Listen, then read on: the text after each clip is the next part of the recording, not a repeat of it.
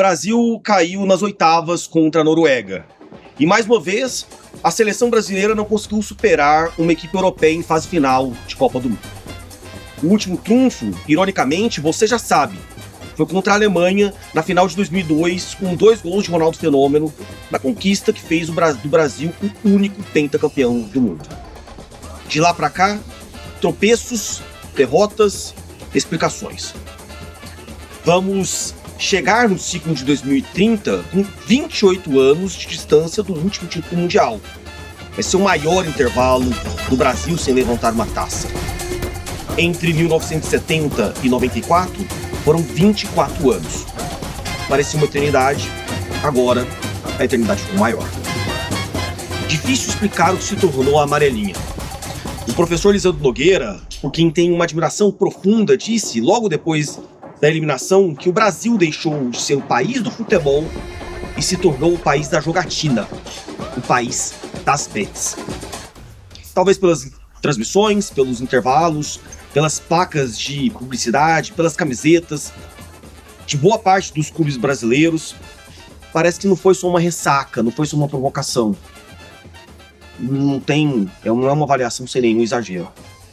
Na última edição desse podcast, meu amigo jornalista Pablo Costa disse que o Brasil perdeu como Estado a capacidade de converter o futebol em política pública. Falta pensar o futebol como cultura, como formação, como base e também como projeto de país. Muito além de mero produto de mercado. Porque para além da derrota, há esse extracampo. E essa Copa tem se tornado uma das Copas mais políticas da história.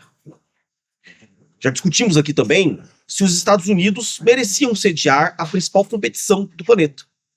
Você já deve ter visto também as inúmeras interferências do presidente Donald Trump no torneio.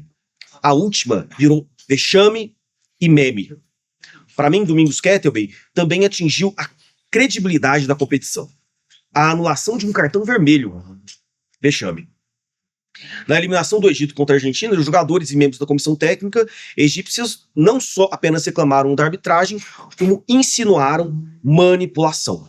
Algo muito grave. E é sobre tudo isso, e mais um pouco, que nós vamos falar nesse 4º episódio do Domingos Conversa na Copa. Para falar sobre isso, eu tenho a honra de receber meu amigo jornalista e mestre em comunicação, Felipe Fuquim, e minha amiga, cientista política, Ludmila Rosa. Vamos iniciar mais um episódio aqui no Gersina. Muito obrigado pela sua audiência. Um brinde. Uma cervejinha sempre, né? Uma aguinha com gás, um energético. Muito obrigado.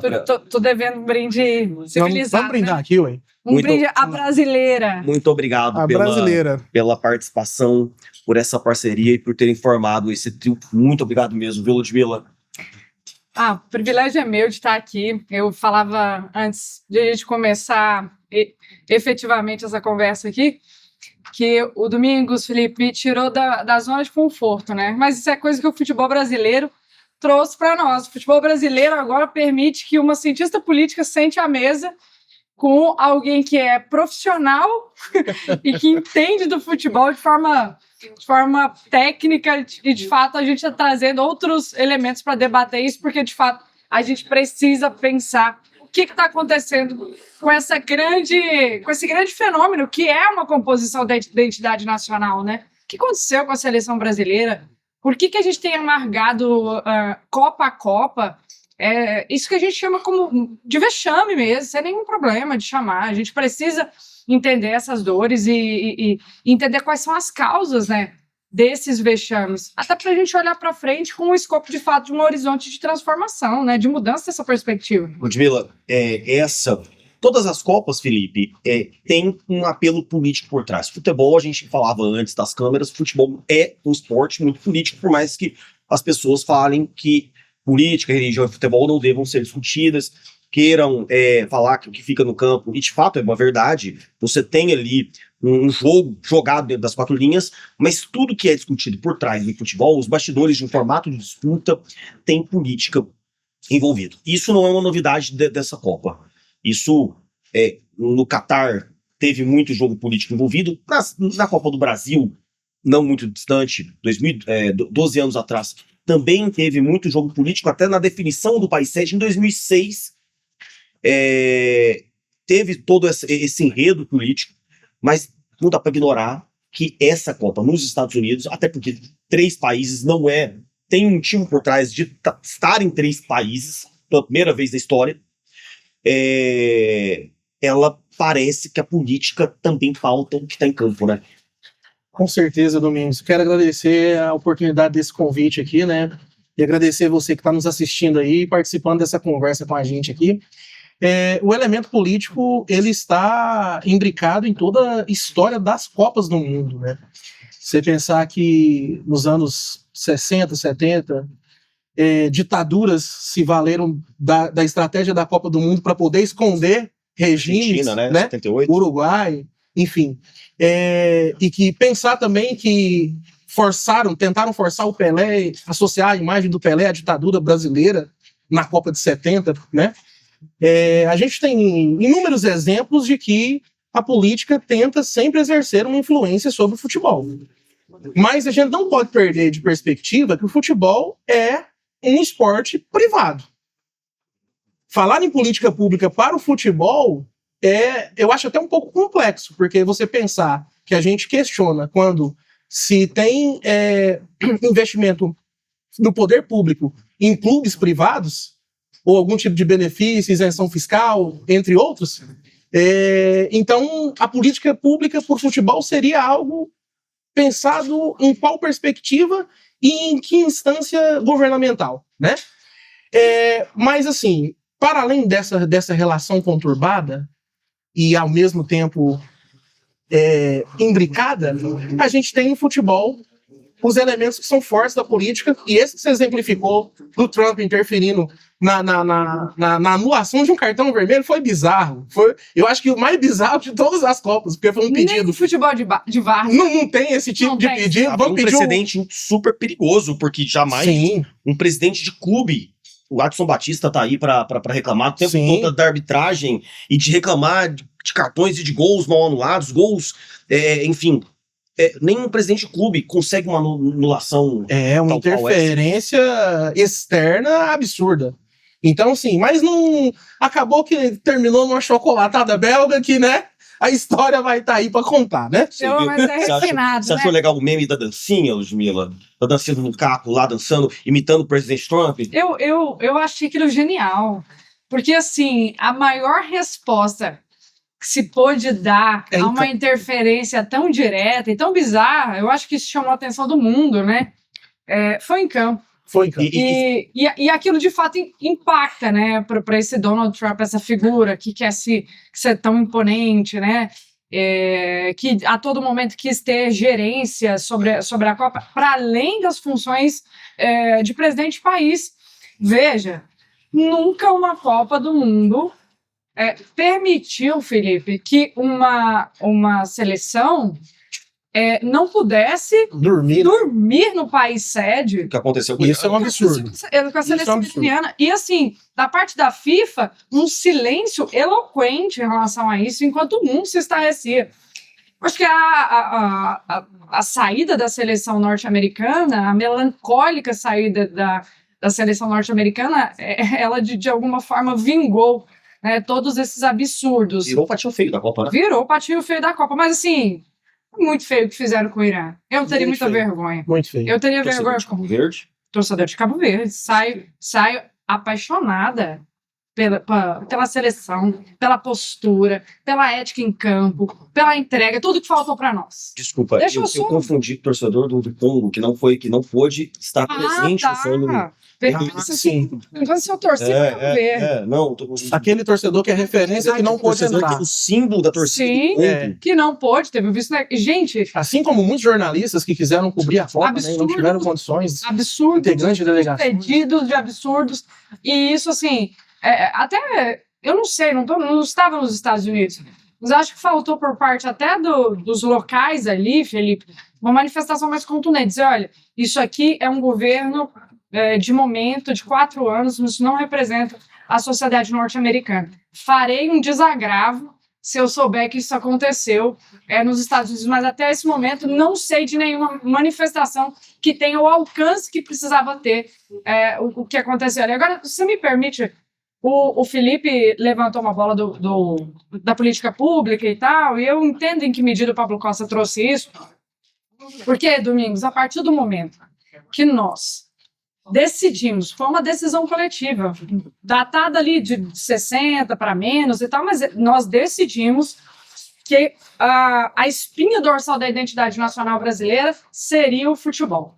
Então, essa decisão foi pública, essa decisão é coletiva, e na medida de que isso é importante para a formação, para a fundação do sentimento nacional, eu entendo que é necessário que o Estado brasileiro atue, mas atue não apenas com um olhar míope pensando no futebol masculino. O ano que vem a gente tem Copa do Mundo feminina. Então, se o futebol é de fato parte da nossa identidade, a gente precisa ter uma atenção diferenciada para isso, sabe? Eu acho que isso que o Pablo Costa quis dizer. É muito além da questão do campo, né? É questão de ter trazer o futebol para além das quatro linhas também, com grandes museus, com grandes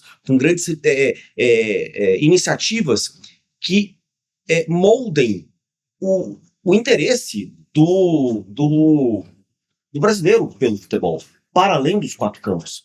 Formar, além de jogadores, torcedores. Eu entendo o que o Pablo quis dizer no sentido de que o Estado deveria participar e propor alguma coisa que fizesse diferença. Só que vamos partir da base. Se você é um torcedor hoje de qualquer clube, vou colocar de Série A, e faz um planejamento para você frequentar um estádio, pagando ingresso, se locomovendo, consumindo dentro desse estádio, e você é um cara que ganha um salário mínimo, o futebol não é para pessoas de classe baixa hoje. Tanto que as pessoas que estão lá nos Estados Unidos assistindo, especialmente a seleção brasileira, teve ingresso lá, gente, de 35 mil reais. Sim. Para assistir um jogo de futebol. E aqui no Brasil, se você for uma pessoa que quer assistir futebol todo domingo, por exemplo, você vai gastar um valor muito maior do que um salário mínimo. E isso num mês, dependendo do clube que você acompanha, comprando camisa original, entre outras coisas. Se tornou um esporte muito elitizado, talvez isso explique um pouco até o distanciamento do torcedor com relação aos estádios. E é essa a defesa que eu estou fazendo. E talvez seja por isso que é interessante que você tenha ali iniciativas públicas em torno do esporte. Inclusive para baratear o acesso ao ingresso, por exemplo. O que acontece em grandes festivais, por exemplo. Grandes festivais que tem ali, que tem grandes artistas, geralmente tem bilhetes acessíveis, né, para a população. Sim. Existe a meia entrada para todos, enfim, existe uma série de iniciativas que fazem com que nós possamos ir para viver grandes eventos pagando um valor, não vou dizer em conta, mas um valor que dê para ir. Isso que vocês estão dizendo é interessante, porque no limite, toda essa composição constrói uma cultura de estádio. E eu não quero entrar em falsa polêmica aqui, mas você percebe que o comportamento dos torcedores brasileiros que estão na Copa é um comportamento difuso, é meio que não tem cultura de estádio ali. Não tem. Porque é um monte de gente que teve condições de acessar a esse espetáculo, que é de escala mundial. E vocês aqui, a gente passa longe de ter condições de pagar 35 mil reais. Eu, pelo menos, falo por mim, isso é 35 mil reais para assistir um jogo de Copa do Mundo. Se vender algum bem meu, não vou ter condição. Pois é, não tem como. Exato. E isso, assim, mostra uma torcida que, em certa medida, assim, tinha muita dificuldade de se concatenar com o time, né? De fato, mostrar paixão, efervescência, ali, como a gente vê em outras seleções. Eu fiquei pensando isso. Sempre o olê, olê, olá, Brasil, Brasil, assim, eu sou brasileiro com muito orgulho, muito amor, também sem demérito. Mas parece uma coisa meio plástica, sabe? Meio pré-fabricada para a turma que vai, que não tem muito cultura de estádio aqui, não vai aqui no Oba, não vai no Serra, sabe? Não tá todo dia no futebol. Foi pro grande evento que é a Copa. Você fala sobre a Copa do Mundo de futebol feminino, você falando do futebol feminino como um todo. É extremamente importante, porque política pública em torno do futebol tem que abraçar todos os gêneros, né? E a gente está vendo aí uma Copa do Mundo sendo feita aqui no Brasil ano que vem. Inclusive, se tudo der certo, nós vamos cobrir. Vamos fazer uma versão desse podcast também na Copa do Mundo de futebol feminino. Mas trazendo um ponto aqui, Ludmila, é importante que tenha-se toda uma visão a longo prazo, não vou nem longo prazo, porque ano que vem já está aí, já menos de um ano, para se estimular o futebol feminino também. Isso é uma batalha de décadas, de gerações, né? Exato. Eu não teria a expectativa de que com um ano e pouquinho para a Copa do Mundo, não sei nem se falta um ano fechado para a Copa do Mundo feminino, a gente geralmente vai conseguir... no mesmo período, então nesse momento a gente está exatos um ano, menos de um ano. Exato. A gente vai conseguir promover uma alteração do comportamento médio do torcedor brasileiro. Outras variáveis precisam entrar em campo, como, por exemplo, a variável de a gente entender que o futebol é um esporte que pode ser permeável para o gênero feminino. Eu falava com o Felipe no off que me causa algum constrangimento até hoje, alguma surpresa, que mulheres sejam questionadas na posição de narradoras. Você pode estranhar, porque há um estranhamento de tudo que é novo. Mas questionar, dizer que ela não tem habilidade, dizer que é ruim, que vai trocar de emissora por conta daquilo ali, isso já mostra que, para muita gente, o futebol ainda não é o espaço por excelência para as mulheres. Isso para a mulher que narra, isso para a mulher que comenta, isso para a mulher que joga. Então, até subverter essa lógica, Domingos, é importante para a gente ter uma Copa do Mundo prestigiada o ano que vem e uma seleção brasileira feminina também prestigiada daqui para frente, né? Porque nós, a seleção brasileira feminina, apesar de toda a falta de referência, de infraestrutura, de patrocínio, etc., mas nós, Copa atrás de Copa, a gente está ali, quarta de final, semifinal, final. Então isso é relevante, sabe? Para o que a gente tem aqui, para os insumos que essas meninas têm para se preparar para uma Copa do Mundo, que é quase nenhum. Então, eu acho que a gente precisa mudar o olhar, mudar o foco e se permitir ser mais inclusivo. O grande lance é que, da mesma forma como no futebol masculino, que desde 2002, acho que uma proporção bem menor, inclusive, porque a gente vê uma trajetória do futebol feminino, por exemplo, que foi proibido. Mulheres, até no final da década de 80, não podiam jogar futebol. Jogavam de forma clandestina, né? Sim. Era uma coisa, assim, bizarra. Mas desde 2002, desde esse ciclo vitorioso, sempre que o Brasil cai, fala-se numa nova geração.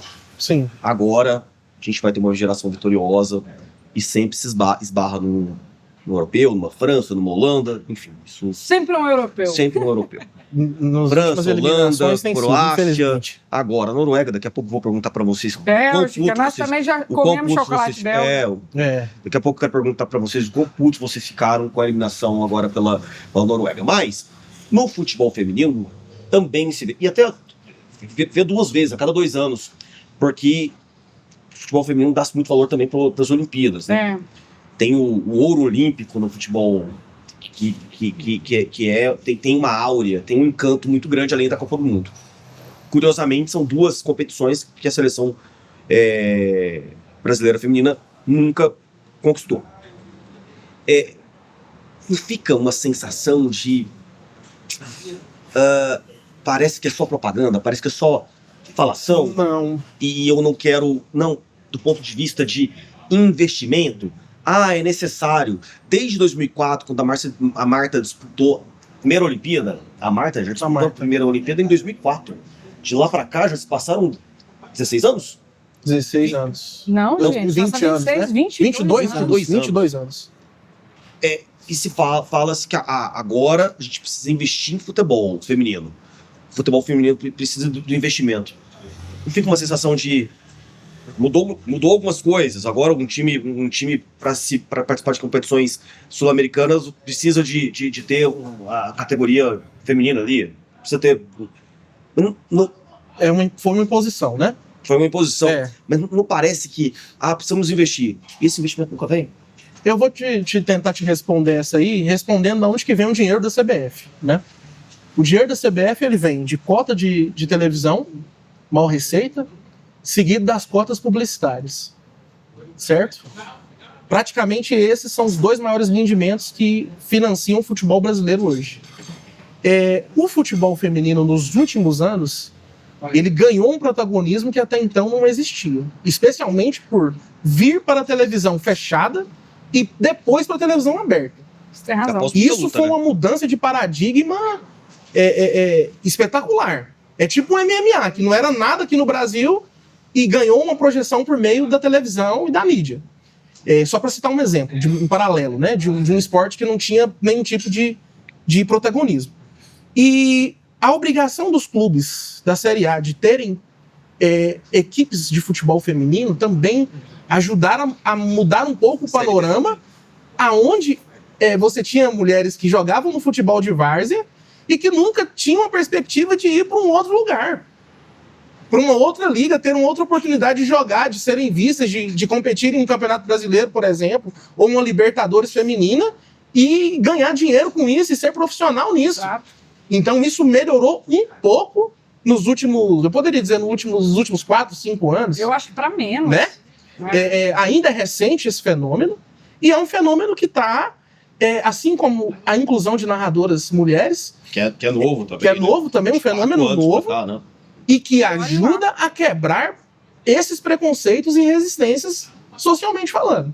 Então, o protagonismo do futebol feminino, ele vai levar, muito provavelmente, no mínimo 1 ou 2 décadas ainda para se solidificar numa sociedade onde a maioria dos brasileiros são brasileiras. São mulheres. Sim. Em 2021, nas Olimpíadas de Londres, não, Olimpíadas de 2021 foi que teve um atraso por conta da pandemia. França, né?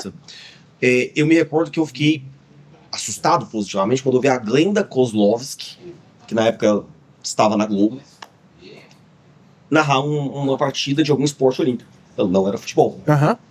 Então, causa um estranhamento positivo, porque, para mim, a Glenda Kozlowski ali, ela narrou muito bem, e logo em ato contínuo entra com tudo. Ou seja, é uma coisa muito nova, né? De nova. 6 anos pra cá, você vê mulheres nesses espaços. A Cazé TV tem uma comentarista, Amanda, esqueci o sobrenome dela, que tá mandando muito. Boa. Eu tava vendo ela ontem explicar sobre os lances da partida da Argentina e do Egito, onde o Egito falhou ali nos gols. Não, ela é muito boa, cara. Assim, tecnicamente muito boa. Você percebe que os comentários dela são comentários de alguém que estudou, né? Estudou o esporte, estudou a técnica, estudou sobre tática, estudou sobre técnica. É muito boa, ela é diferenciada e ela tem agradado, inclusive, o público, né, da TV Cazé, que é um público muito exigente. E que é um público que costuma dizer que saiu da Globo porque a Globo aposta em narradoras femininas. Então, assim, eu vejo muita gente comentando lá, tá lá vendo TV Cazé, eu fico aqui porque a Globo agora eu tenho que ouvir, né? Eu tenho que ouvir futebol sendo narrado por mulher e tal, aquelas coisas assim. Daqui a pouco, e é um público muito, essa nova geração também, né? Da geração lacração também, que vai ali no chat, e aí até insere esse elemento do chat nas transmissões, acaba muito isso. Mas você vê que até pouco tempo atrás, uma mulher comentar era algo inédito, assim, causava estranhamento. Agora já talvez as pessoas estão começando a padronizar aquilo, entender e compreender que a ponto dela merecidamente ser super elogiada. Sim. Mas o que vocês acham? Vocês ficaram muito putos com o resultado do Brasil? Domingos, eu fiquei... Como é que você tá agora? Assim? Já passou? Assim? Assim, segunda-feira, passei um dia, assim, absorvida com tudo que é comentário. Eu tava brincando com os meninos aqui que eu tava meio mimetizando o craque Neto, assim. Muito pistolada mesmo, porque nada daquele jogo fazia sentido pra mim.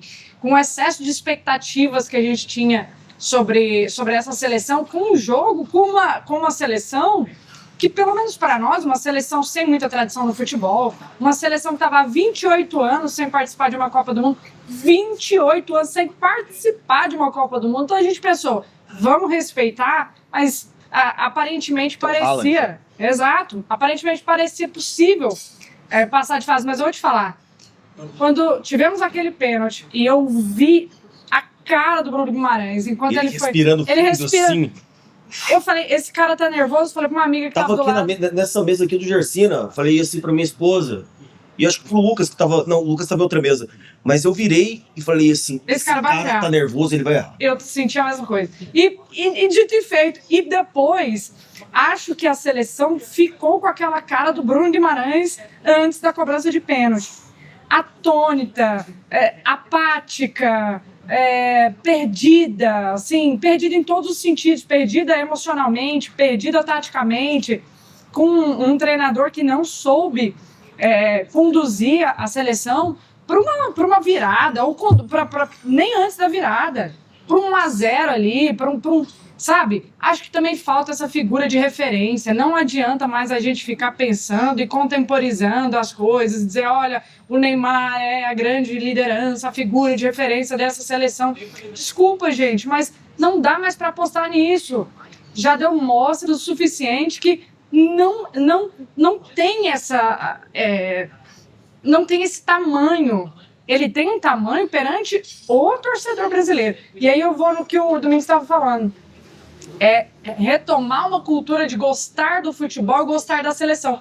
Acho que isso é válido na medida em que hoje você vê muita gente mais gostando de um jogador, mais implicando ali num culto à liderança, num culto a esse fenômeno que foi fabricado para representar a seleção brasileira, do que de fato amantes da seleção, que representa toda a nação. Então eu vi muita gente, em vez de a gente distribuir responsabilidades como qualquer seleção madura faria, eu vi muita gente ali brigando porque ninguém pode falar do Neymar, ninguém pode criticar o Neymar, por favor. Desculpa, eu acho que o Ancelotti meio que foi obrigado a convocar o Neymar. Eu tenho essa tese mental, essa tese... O Ancelotti, ele falou assim, vocês estão querendo tanto esse cara? Toma esse cara. É sobre isso. Eu também acho. É uma suposição muito válida que eu compartilho desse mesmo sentimento. Porque... E mais do que isso, tinha que levar e tinha que escalar. Mas a escalação dele... Porque se ele levasse e não escalasse, caiu porque não escalou. Sim. Exato. Então, assim, e na minha cabeça, o Ancelotti tinha a cabeça assim, nós vamos chegar até as quartas. Eu acho que a minha frustração, respondendo a pergunta que eu te fiz, gostaria de... eu fiquei frustradíssimo. Claro. Tive assim, uma noite de insônia. Eu acordava com a cara do Bruno Guimarães, respirando profundamente. Acordava assim, ficava assim, como se eu estivesse devendo banco, sabe? Aquela coisa dessas preocupações seculares que nós temos. Eu acordava com isso, assim, sabe? Como se eu tivesse tido uma DR com a esposa. Acordei assim, sabe?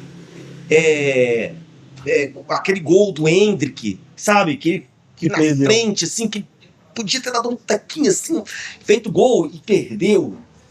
Eu fui dormir, acordei várias vezes, dormi mal.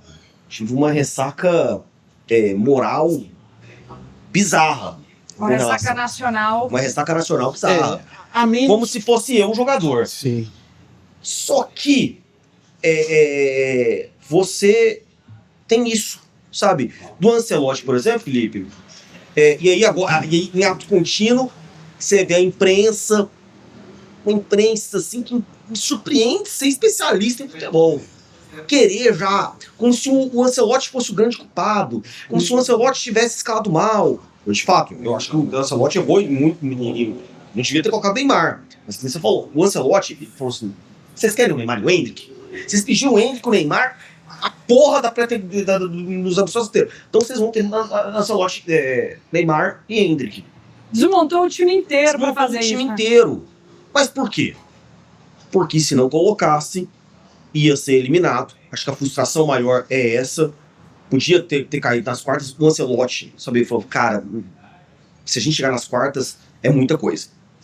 Se a gente chegar na semi, assim, podia até ser campeão, mas seria um fato apoteótico desses que acontece assim a cada 500 anos. Embora não sejamos pentacampeões.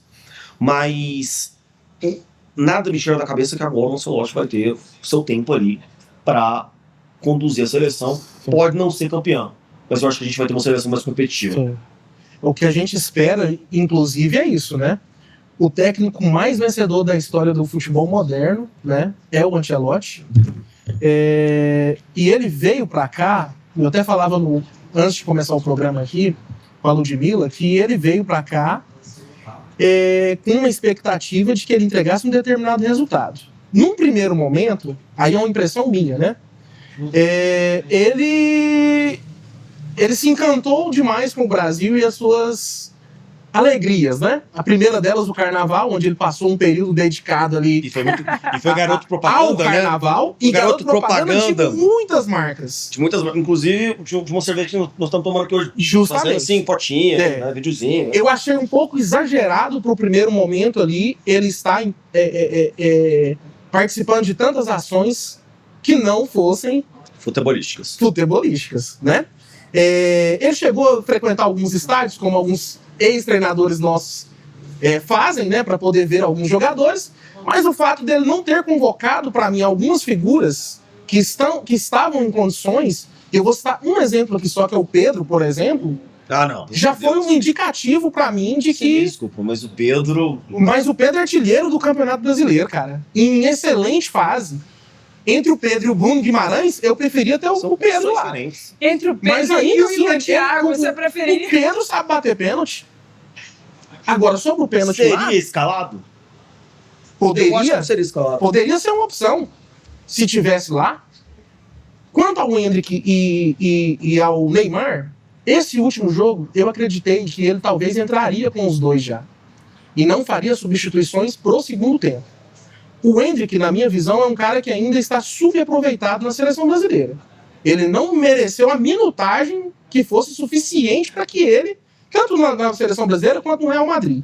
No Real Madrid coincidiu o seu tempo do Ancelotti lá, e aqui agora na seleção brasileira. Tanto que ele foi enviado para o Lyon, que é um time francês, e lá ele teve a minutagem e fez os gols que ele pode fazer, Mas- tanto no Real Madrid quanto na Mas seleção. o campeonato francês é um campeonato goiano com... Não, eu concordo com você, mas todo jogador que tá no Real Madrid B e que precisa pegar a liga, que precisa pegar confiança e que precisa render, ele é enviado para um time menor para fazer esse protagonismo e depois voltar. Tanto que ele vai ser titular na próxima temporada, muito provavelmente, no Real Madrid. Eu acho que o Endrick, ele tá sendo muito superestimado. Ele é um jogador que tem um futuro brilhante. Eu acho que ele pode entregar mais, mas não teve oportunidade para fazê-lo. A ponto de, neste último jogo, ter provado isso que nós estamos comentando agora. E eu te contraprovo aqui dizendo o seguinte: entre o Endrick e o Ryan na escalação, eu preferi o Endrick.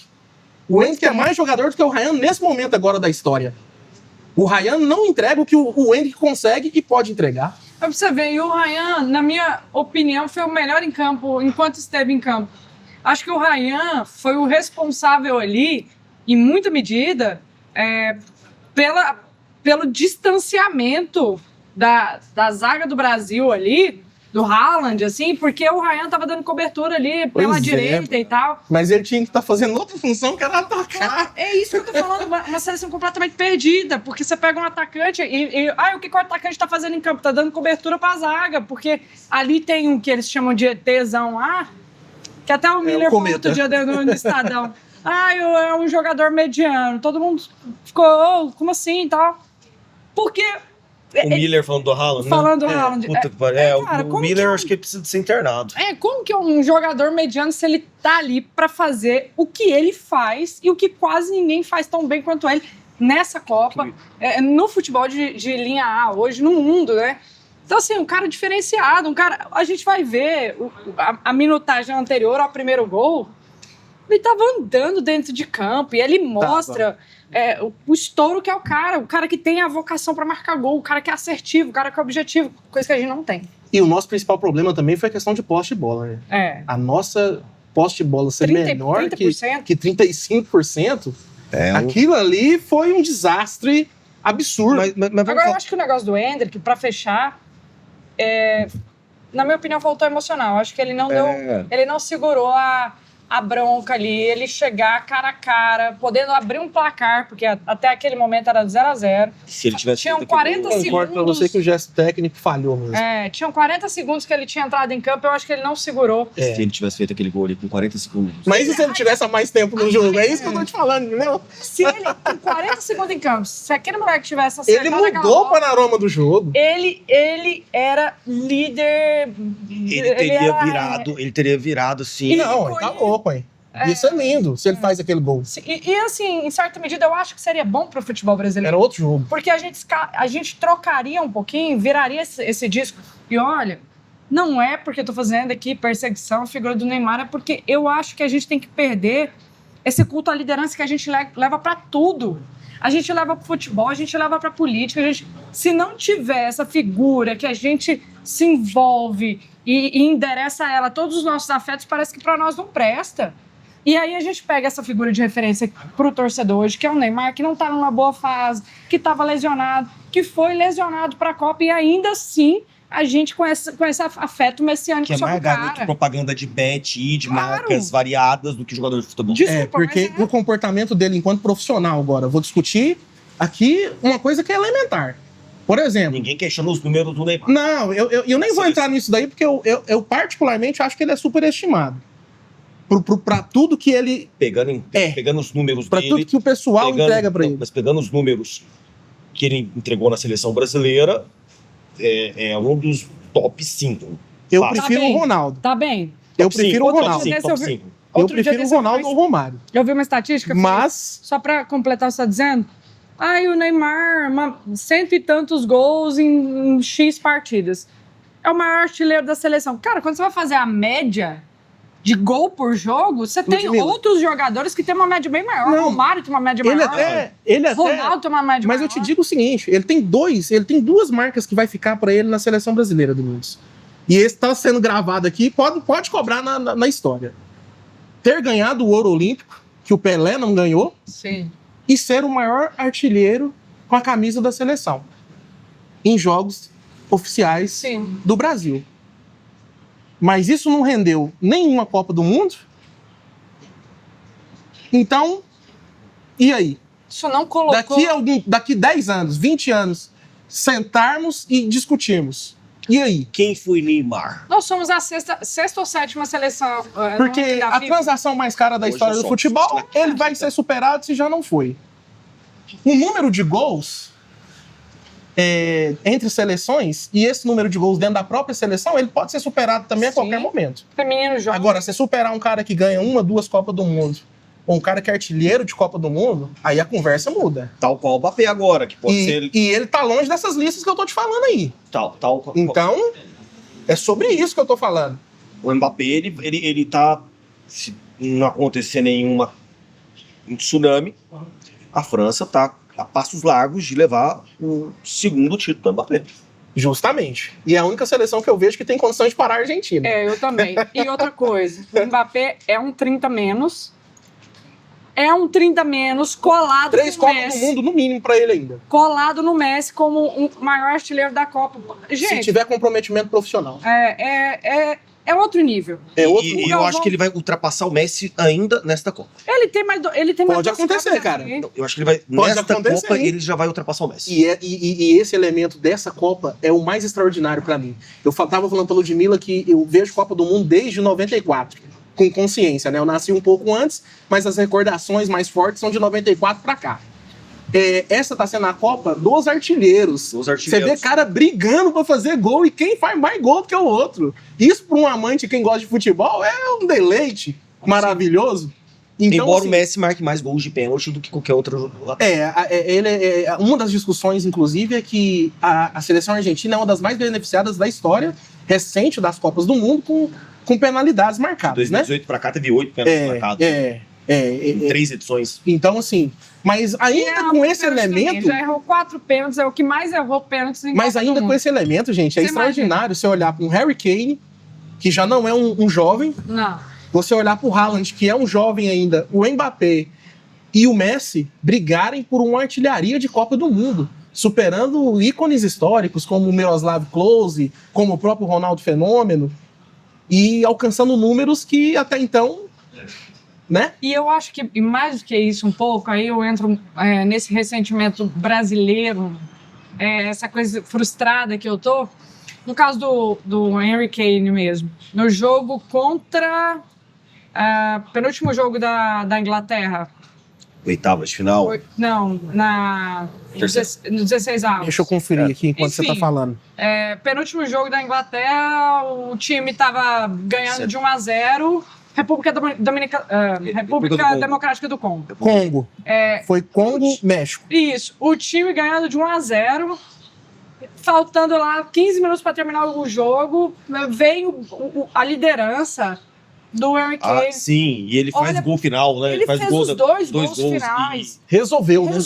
Eu acho que assim, é o que a gente olha e fala, cara... Virou. A gente estava aqui gravando, inclusive. Quem vai fazer isso pela seleção? A gente não tem quem resolve. Ontem, naquele jogo contra a Argentina, pra mim, aquele jogo de ontem, Argentina e Egito, Argentina e Cabo Verde, os melhores jogos da Copa, se vê. 2-0 para a seleção do Egito. Muita gente especulando aí teorias conspiratórias. Enquanto não se provar que há um privilégio, há irregularidade, é conspiração. Então, 2-0, eu já estava assim, gente, Inês é morta, a Argentina classificada nas oitavas de final, uma campeã da última Copa, que final amargo. Pega uma genialidade daquela, põe a bola debaixo do braço, faz um cruzamento. E as ações do jogo passaram por ele. Sim. Para aquela virada acontecer. Não só os gols. Entendeu? Se houve manipulação ou favorecimento, é uma coisa que vai ter que ser provado. E, sim. Existem muitas teses e teorias de conspiração que até os próprios jogadores e o treinador do Egito já levantaram. Mas o ponto quando a Argentina fez o primeiro gol, já estava muito claro que seria muito difícil o Egito segurar. Mas o Egito entregou a posse de bola. E no futebol, quando você deixa o adversário jogar, cara, você corre esse risco. Porque você vai jogar pelo contra-ataque. Se você não conseguir o contra-ataque... Só a seleção brasileira que achou que jogar com 30% de posse de bola era grandes coisas contra a Noruega. Que, assim, é dessas coisas...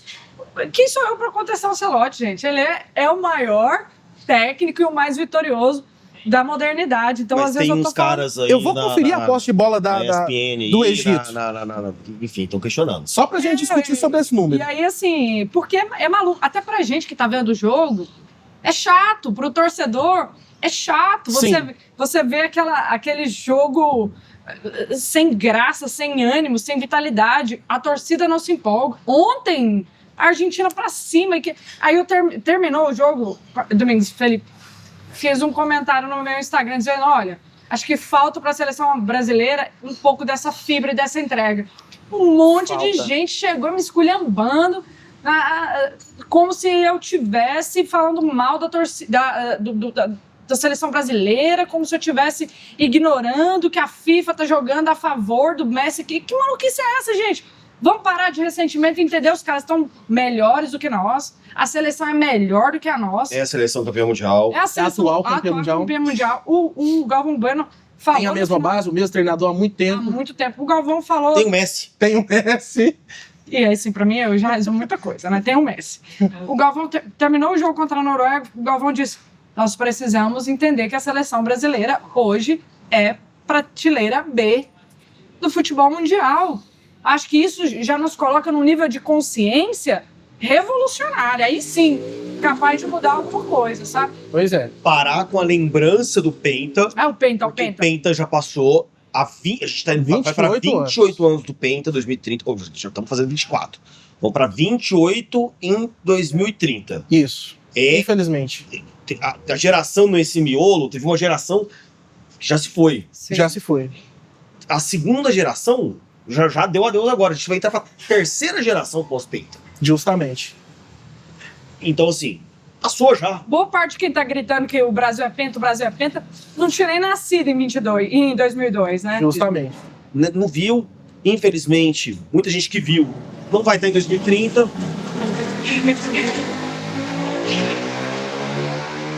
Infelizmente, essa esse legado triste, a gente vai começar a carregar. O legado da seleção que já foi um dia, que já deu medo, e hoje virou prateleira B do futebol mundial.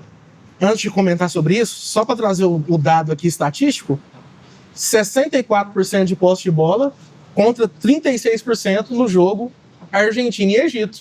Ou seja, a posse de bola do Egito ao todo no jogo ficou muito semelhante à do Brasil. Chamou o adversário para cima a todo momento. Aí o resultado é muito difícil não ser. E quebraram mais um recorde. Tá vendo, né? Ancelotti? Você que gosta muito de estatística? Tá aqui uma estatística. Ele disse que colocou o Bruno Guimarães pra bater aquele pênalti com base em estatística, que ninguém sabe que estatística foi aquela. Meu Deus do céu. Mas aí, ó. Triste. E é uma estatística, respondendo ao que você comentou aqui agora há pouco, o que a gente está amargando em todas essas derrotas que a gente teve nas últimas Copas.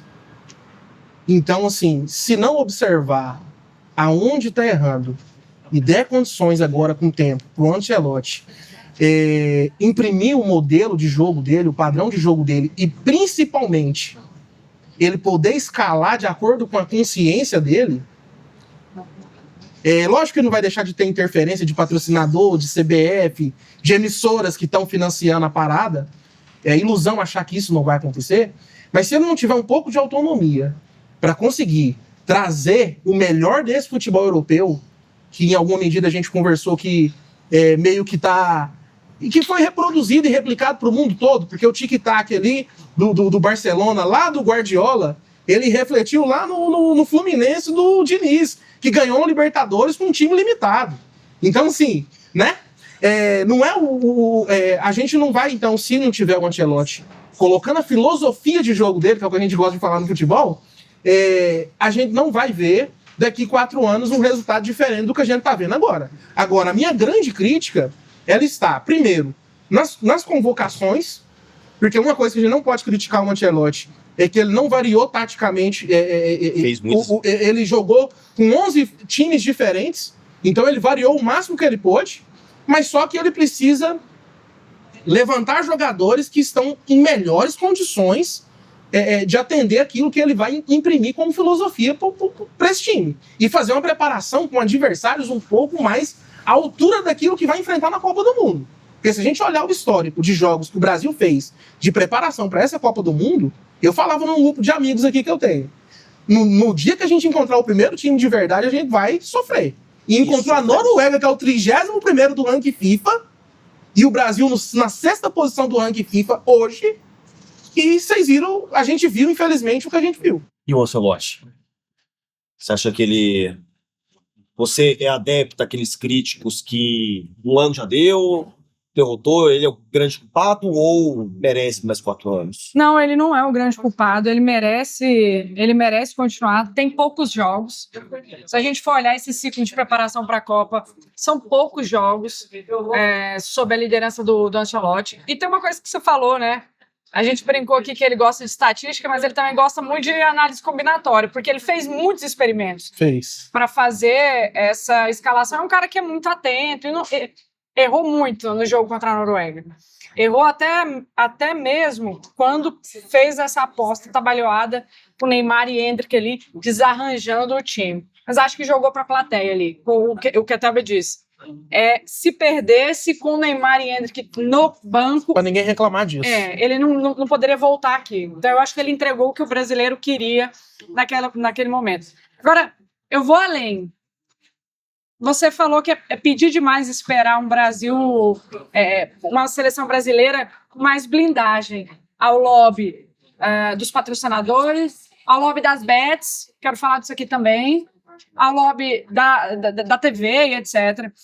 Mas eu penso que uma figura que pode ser, já que a gente tem uma cultura tão messiânica, assim, uma figura que pode ser redentora na CBF. Gente, eu sou corintiana, isso falar me sangra.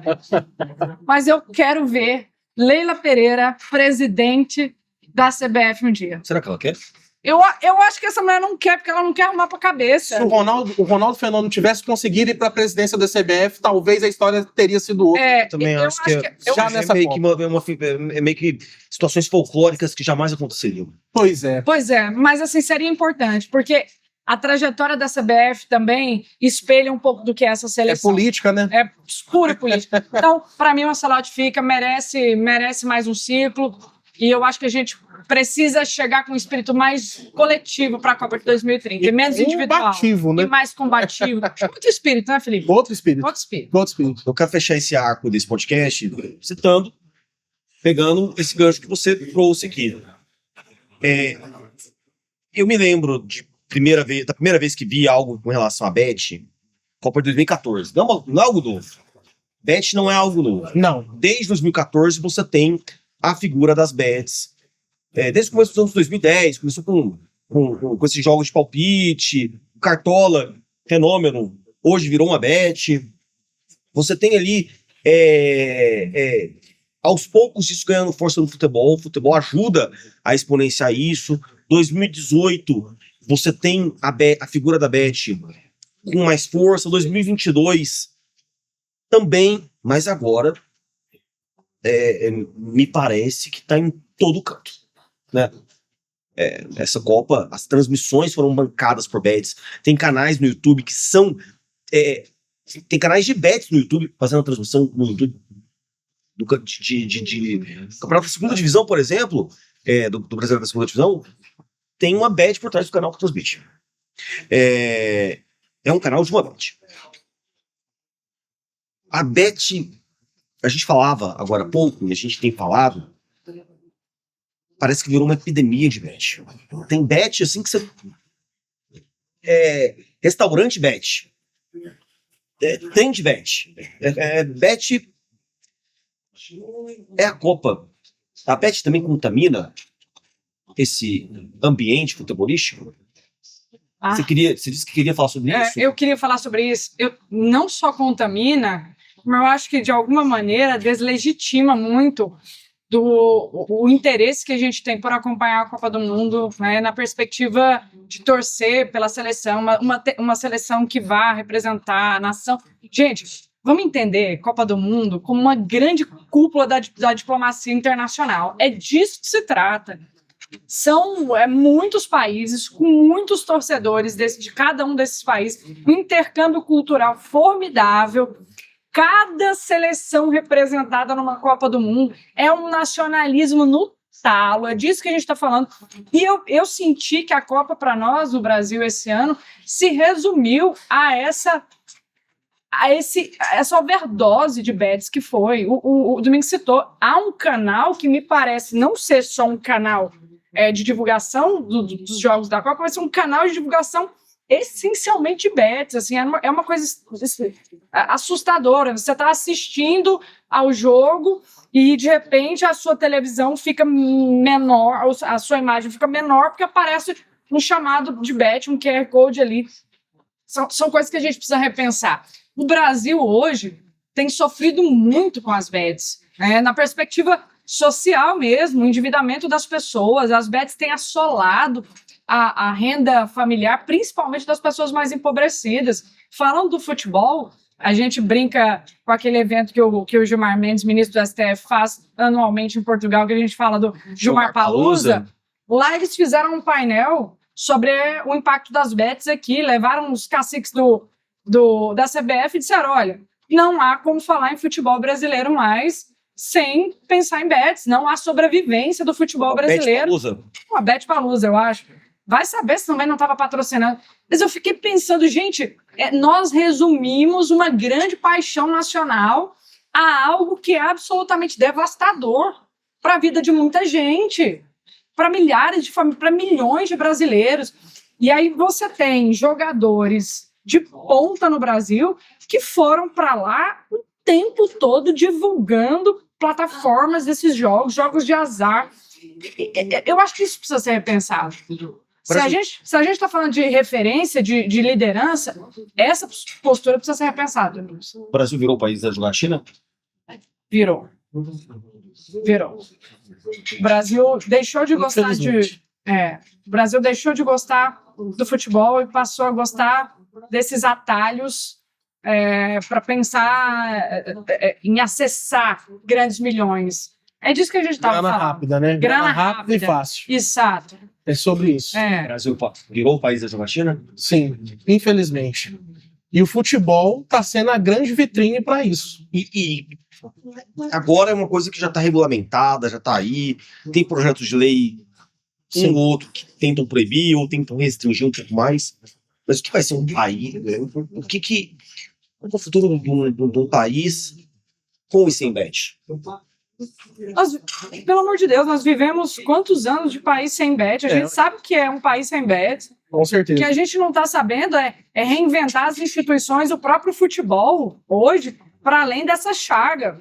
E quando eu falo do futebol, eu falo da política também. Por isso que projetos de lei mais restritivos ou até projetos de lei que visam a Proibições proibição da bet aqui, ele tem muita dificuldade de prosperar, porque hoje você tem uma bancada gigantesca que é financiada Justamente. pelas bets, na política, no futebol, onde mais. Então não dá para dizer como é o Brasil sem bet, como a gente foi até hoje, né? Sim, A gente era até no início dos 2010. com certeza. Existia bet. Existia. E a gente corre o risco de ver o efeito Vorcaro aí daqui a algum tempo, Atingir essas bets. justamente. Gente, Mais melancólico não podia ser. O desfecho desses 3 torcedores ressentidos aqui, né? pra gente encerrar, o Trump, presidente ou árbitro? Domingos, não me provoque, que o nosso programa tá acabando. Você tem que abrir mais 2 horas de live pra gente falar sobre isso. Presidente Mas, assim, arbitrário, eu poderia dizer. Pra te responder. presidente arbitrário, tô contigo. Porque, assim, passou dos limites. O presidente da FIFA deixou que ele passasse. Uma subserviência que até hoje eu não entendi por quê. Parecendo que a FIFA tava devendo favor, né? E quando ela sim, gente, a FIFA tinha condições de dizer, olha, Trump, se você começar a impor muita coisa aqui, a gente vai... Fez no Brasil Não. em 2014. Exato. Que ameaçou tirar. Nós Exato. temos outras 2 sedes aqui, Duas ué. sedes aqui, uma do lado da outra. pra mudar e tá tudo fácil. certo. E o tanto que os mexicanos fizeram uma festa maravilhosa. Lindíssimo. Foi lindo. O hino cara nacional, vai dar que o nem- hino nacional do que- México, cara. Eu procurei no Google porque eu senti uma emoção tão grande do pessoal Eles cantando. estavam emocionados, né? O Foi lindo Canadá, aquilo, que tá na periferia do futebol, assim, Sim, também fazendo uma festa. uma festa enorme. Os Estados Unidos parece que não gostavam. O presidente não estava gostando de estar ali. Não, Os americanos- injustificável. Injustificado. Injustificável. Eu acho, só para encerrar, eu achei muito bonito um jornalista perguntar pro Gianni Infantino, presidente da FIFA, se ele... Vocês viram isso? O que Se ele não tinha vergonha. que são tantas Eu vi perguntas, de eu vi tudo essa isso. daí. Se ele não tinha vergonha, se ele não se sentia envergonhado. Eu via. A geração Z chama isso de farmar aura. E aí... E foi. Pegou, né? E foi. Eu acho que a gente...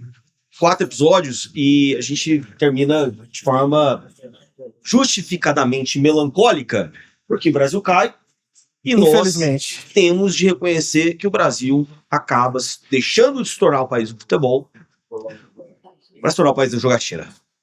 Queria dizer isso. Exato. Obrigado, professor Lisandro Nogueira, por ter participado sem estar aqui desse programa. Você pautou algumas questões aqui. Obrigado pela participação. Para elaborar o quão estapafúrdia é isso, esse programa deve ter passado todos os limites de tempo que você tem costume. Mas a gente tem licença poética, porque estamos todos aqui. Consternados, né? Com essa Consternados, derrota entristecidos. deprimente. Isso mesmo. Ludmila, Obrigada, querido. Foi um prazer estar aqui. Te Obrigado. acompanho com muita admiração. Parabéns pelo sucesso. Você hoje é um dos grandes jornalistas que a gente tem no Estado. Acompanhe a sua trajetória, o que você tem feito para ganhar essa credibilidade e todo sucesso é merecido. Parabéns. você sabe que as suas avaliações sempre foram muito valiosas. E eu sempre gostei de acompanhar o seu trabalho também, então é uma forma recíproca de agradecer. Obrigado por me trazer para falar de futebol. Que eu sei tanto de futebol quanto eu sei, sei lá, plantação de amora. Não, o que é isso? Para, foi brilhante. Obrigada, gente. Foi ótimo. Brilhante. Participação brilhante da Ludmila Rosa, palmas para ela, cientista política de Braba. uma das melhores, acompanhe ela no Instagram, no YouTube, enfim, nas participações que ela faz. Comentários brilhantes sobre futebol, ela tem feito sim várias avaliações no Instagram dela sobre tudo que acontece fora do campo, a Copa do Mundo fora do campo, acompanha essa menina. Obrigado, Felipe. Obrigado, meu irmão, pelo convite. Faço das palavras da Ludmilla as minhas também. A admiração e os parabéns pelo trabalho que você está desenvolvendo. Viu? Agradeço demais. Felipe foi meu professor, viu? Foi meu professor na faculdade. Tive aula com ele. É isso. Obrigado. Esse foi mais um Domingos Conversa na Copa. 4º episódio. Um episódio sobre eliminação, sobre frustração, sobre o que vem por aí, sobre melancolia. Mas com uma esperança de que a gente vai passar por isso e reunir os cacos e fazer dentro e fora das 4 linhas um país um pouco melhor. Claro, não depende da gente, né? Fazer da melancolia poesia, né? Justamente. Exatamente. Tipo essa estrela aqui, ó. Eu conto com a participação, com a audiência de vocês, porque nós temos mais 2 episódios, a gente vai até o fim, sim. Apesar da desconfiança, da desmotivação do Brasil ter sido eliminado, mas nós vamos até o fim. Semana que vem a gente vai estar aqui de novo. E no final, e após o final, a gente vai ter um episódio com balanço de tudo, ou seja, temos mais 2 episódios e mais a Copa do Mundo de futebol feminino, que tá lá em 2027, mas a gente já garantiu a cobertura, um repeteco desse podcast. Conto com sua audiência, até a próxima. Obrigado. Obrigado por ter acompanhado este episódio. Domingos Conversa na Copa é uma produção DK Jornalismo. O roteiro e a apresentação são meus, Domingos Kettleby. A direção, edição, mixagem e design gráfico são de Lucas Coqueiro. O styling e apoio técnico é da Tainara Maia. As fotos são de Léo Irã. A trilha de abertura é de Star Austin. O Domingos Conversa na Copa é um projeto que tem apoio do Gessina Bar. Se gostou desse episódio, curta, comente e compartilhe. Assim você estará ajudando o projeto a crescer. Obrigado a todos pela audiência.